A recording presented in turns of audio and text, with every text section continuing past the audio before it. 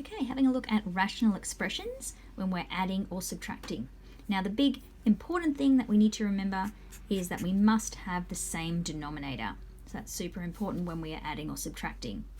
So looking at the first one, we've got 3 over 2x plus 5 over 2x. So those denominators are the same, which means we will just add the numerators. 3 plus 5 is 8, and we write the denominator on the bottom.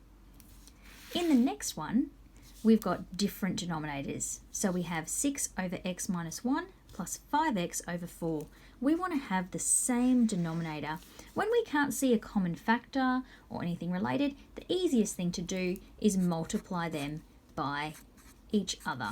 So I'm going to do 4 times x minus 1. So I've written it as 4 outside of x take 1.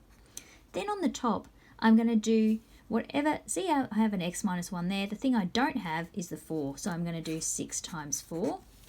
And then over here, I had a 4. So the thing I didn't have was the x minus 1.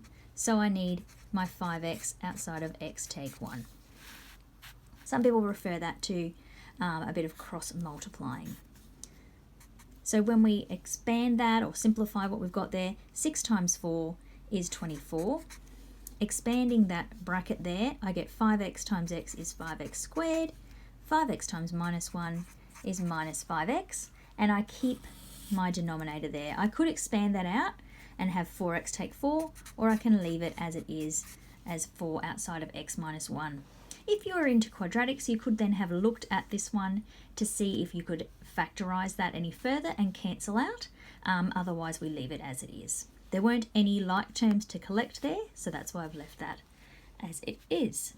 Now the last one, we have 5 over x minus 1 over 2x. So looking at that, I can see there's a common factor of x, but this one's got a 2. So what I'm going to do first is multiply the top and the bottom by 2 here. So I get 10 over 2x. I've multiplied that by 2. Then I'm going to leave this one as it is, and now I have the same denominator. So I can put that over 2x, and I can write 10 take 1.